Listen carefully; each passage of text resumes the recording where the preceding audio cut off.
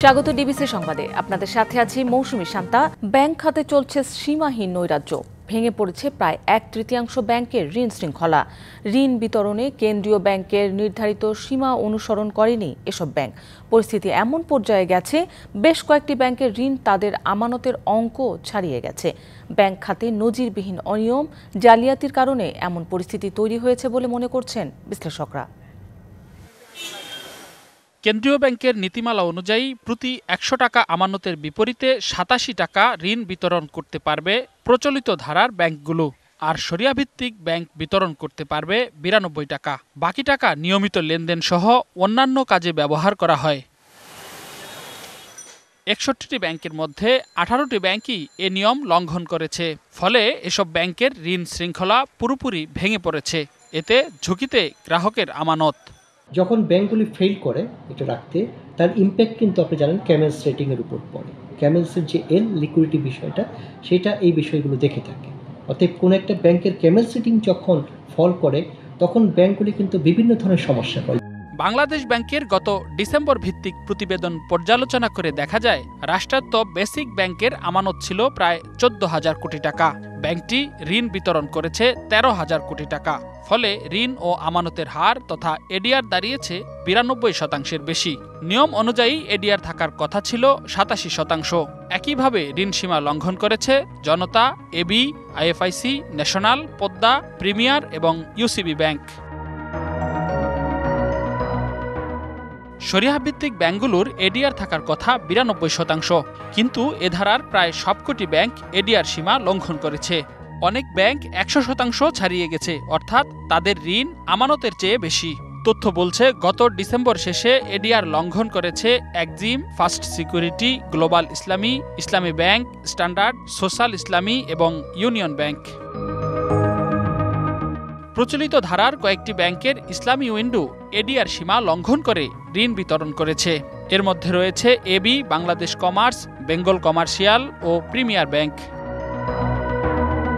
তবে সার্বিক চিত্র পর্যালোচনা করে দেখা যায়, সীমার মধ্যে রয়েছে প্রচলিত ব্যাংকের সার্বিক এডিআর, কিন্তু শরিয়াভিত্তিক ব্যাংকগুলো এডিআরের সার্বিক সীমাও লঙ্ঘন করেছে। বিশ্লেষকরা বলছেন, অনিয়মের ঋণ ফেরত না আসা এবং তদারকি ব্যবস্থার দুর্বলতার কারণে এমন পরিস্থিতি তৈরি হয়েছে। এই ধরনের ব্যাংকের সংখ্যা যদি বাড়তে থাকে, তাহলে পুরো ব্যাংক খাতে বড় ধরনের বিপর্যয় সৃষ্টি হতে পারে। এই সমস্যা সমাধানে কেন্দ্রীয় ব্যাংকের তদারকি জোরদার করার পাশাপাশি ব্যাংকসমূহের প্রাতিষ্ঠানিক সক্ষমতা বৃদ্ধি করতে হবে। সতর্ক করার পরেও যে সকল ব্যাংক একই কাজ অব্যাহত রেখেছে, তাদের বিরুদ্ধে শাস্তিমূলক ব্যবস্থা গ্রহণ করতে হবে। রেদওয়ানুল হক, ডিবিসি নিউজ, ঢাকা। ধর্ষণ ও নারীর প্রতি সহিংসতার প্রতিবাদে দিনভর উত্তাল ছিল ঢাকা বিশ্ববিদ্যালয় এলাকা। রাতেও মশাল মিছিল করে বিভিন্ন প্রতিষ্ঠানের শিক্ষার্থীরা। দাবি উঠেছে, ধর্ষণের সর্বোচ্চ শাস্তি মৃত্যুদণ্ডের বিধান রেখে আইন পাশ করতে হবে। 3 দিনের মধ্যে গঠন করতে হবে বিশেষ ট্রাইব্যুনাল। দ্রুত বিচার করতে হবে মাগুরার আসিয়া সহ সব ধর্ষণের। জননিরাপত্তা দিতে ব্যর্থতার দায়ে স্বরাষ্ট্র উপদেষ্টার পদত্যাগ দাবি করেন তারা। নারীর প্রতি সহিংসতার প্রতিবাদে উত্তাল ঢাকা বিশ্ববিদ্যালয় এলাকা। বিশ্ববিদ্যালয়ের বিভিন্ন হল থেকে শিক্ষার্থীরা বেরিয়ে এসে অবস্থান নেয় রাজু ভাস্কর্যের সামনে। যোগ দেয় ঢাকা মেডিকেল কলেজ, ইডেন মহিলা কলেজ, বদরুন্নেসা মহিলা কলেজ সহ রাজধানীর বিভিন্ন প্রতিষ্ঠানের শিক্ষার্থীরাও। রাত 8টার পর শুরু হয় মশাল মিছিল। মশাল মিছিলের পর সমাবেশ থেকে শিক্ষার্থীরা শুধু শাস্তির আশ্বাস না, বরং শাস্তি কার্যকরে বিশেষ ট্রাইব্যুনাল গঠনের দাবি জানান। আসিয়ার মামলার ক্ষেত্রে বিশেষ ট্রাইব্যুনাল গঠনের মাধ্যমে 7 দিনের মধ্যে তদন্ত রিপোর্ট জমা এবং 1 মাসের মধ্যে আসিয়ার ধর্ষকের বিচারিক প্রক্রিয়া সম্পন্ন সাপেক্ষে সর্বোচ্চ শাস্তি মৃত্যুদণ্ডের আদেশ নিশ্চিত করতে হবে। নারী ও শিশু নিরাপত্তার প্রশ্নে স্বরাষ্ট্র উপদেষ্টা, আইন উপদেষ্টা, নারী ও শিশু বিষয়ক উপদেষ্টার ব্যর্থতার দায় স্বীকার করে জবাবদিহি করতে হবে। নারীর প্রতি সহিংসতার প্রতিবাদে এর আগে দিনভর উত্তাল ছিল ক্যাম্পাস। দেশের বিভিন্ন স্থানে নারী নির্যাতন ও ধর্ষণে জড়িতদের সর্বোচ্চ শাস্তির দাবিতে অপরাজেয় বাংলার পাদদেশে চলে প্রতিবাদ সমাবেশ। যোগ দেন শিক্ষক, শিক্ষার্থীরা। নারীদের নিরাপত্তা নিয়ে অনিশ্চয়তা বোধ করছি। এই জন্য আজকে আমরা আমাদের শিক্ষকদের সাথে এখানে এসে দাঁড়িয়েছি, যাতে দ্রুততম সময়ে বিচার নিশ্চিত করা হয় এবং আমরা আমাদের নিরাপত্তা পাই। সর্বোচ্চ শাস্তি ধর্ষকের মৃত্যুদণ্ড হতে হবে, এছাড়া আর কোনো উপায় নেই। ঢাকা বিশ্ববিদ্যালয়ে ছাত্রী হেনস্থার ঘটনায় বিশ্ববিদ্যালয় প্রশাসনের বিরুদ্ধে গাফিলতির অভিযোগও করেন তারা। যতদিন না পর্যন্ত এই ধর্ষকদের দৃষ্টান্তমূলক শাস্তি প্রদান করবে ততদিন আমরা শিক্ষা ব্যবস্থায় কোনোভাবে ফেরত যাব না। ধর্ষণের খবর দেখতে দেখতে ক্লান্ত, এখন আমরা ধর্ষকের বিচার হচ্ছে সেই খবরটা দেখতে চাই। ধর্ষণ ও নিপীড়নের বিরুদ্ধে লাঠি মিছিল করা হয় রাজু ভাস্কর্যের সামনে। জননিরাপত্তা দিতে ব্যর্থতার অভিযোগে স্বরাষ্ট্র উপদেষ্টার পদত্যাগ সহ ৯ দফা দাবি তুলে ধরেন বিক্ষোভকারীরা। জননিরাপত্তা দানে ব্যর্থ স্বরাষ্ট্র উপদেষ্টাকে দায় স্বীকারপূর্বক পদত্যাগ করতে হবে। এদিন রাজু ভাস্কর্যের সামনে ধর্ষণ ও নারীদের প্রতি সহিংসতার প্রতিবাদে মুখে লাল কাপড় বেঁধে সমাবেশ করেন ঢাকা মেডিকেল কলেজের শিক্ষার্থীরা। DBC news desk. ৮ বছরে বাংলাদেশের অভ্যন্তরে এবং আশপাশে ছোট ও মাঝারি মাত্রার কমপক্ষে ২২১টি ভূমিকম্প হয়েছে, যা স্বাভাবিকের চেয়ে অনেক বেশি জানিয়ে ভূকম্পবিদরা বলছেন বারবার এমন কম্পন বড় ভূমিকম্পের আগাম বার্তা। ভূ অভ্যন্তরের টেকটোনিক প্লেটের অবস্থান এবং এতে সঞ্চিত শক্তি গবেষণা করে বাংলাদেশে ৯ মাত্রা পর্যন্ত ভূমিকম্পের সংখ্যা দেখছেন তারা। দুর্যোগ ব্যবস্থাপনা বিশেষজ্ঞরা বলছেন এমন দুর্যোগ মোকাবেলার ২০% সক্ষমতাও নেই বাংলাদেশের। এমন অবস্থায় আজ পালিত হচ্ছে জাতীয় দুর্যোগ ব্যবস্থাপনা দিবস।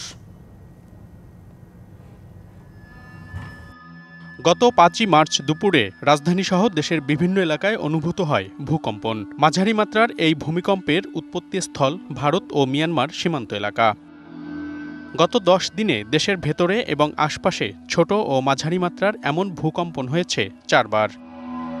পরিসংখ্যানে দেখা গেছে গত ৮ বছরে অনুভূত হওয়া ২২১টি ভূমিকম্পের মধ্যে বেশ কয়েকটি দেশের অভ্যন্তরে, বাকিগুলো আশপাশে।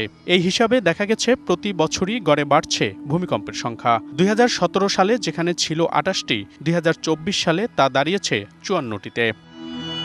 বিশেষজ্ঞরা বলছেন বারবার ছোট ছোট এমন ভূমিকম্প বড় ভূকম্পেরই জানান দিচ্ছে। ভূতত্ত্ববিদদের গবেষণা বলছে ৩টি টেকটোনিক প্লেট তিব্বত, ইন্ডিয়ান ও বার্মিজ প্লেটের সংযোগস্থল বাংলাদেশের ভেতরেই, যা প্রতি বছর একে অপরের দিকে এগুচ্ছে কয়েক সেন্টিমিটার করে। আবার এই সংযোগস্থলেই লকড জোন তৈরি হয়ে বিপুল শক্তি সঞ্চয় করে রেখেছে, যাতে হতে পারে ৯ মাত্রা পর্যন্ত ভূমিকম্প। এই যে আটকে থাকা, এটাকে আমরা বলি লকড জোন। সো এই লক জোন থাকার কারণে এটা আরও আমাদের জন্য বিপজ্জনক। ৮.২ থেকে ৯ মাত্রার ভূমিকম্প সৃষ্টি হওয়ার মতো শক্তি এখানে জমা হয়ে আছে। শক্তিটা ধাপে ধাপেও বের হতে পারে, আবার একবারও বের করে দিতে পারে। সমন্বিত দুর্যোগ ব্যবস্থাপনা কর্মসূচি ও জাইকার যৌথ জরিপে দেখা গেছে ঢাকায় ৭ বা তার বেশি মাত্রার ভূমিকম্প হলে প্রায় ৭২,০০০ ভবন ধসে পড়বে।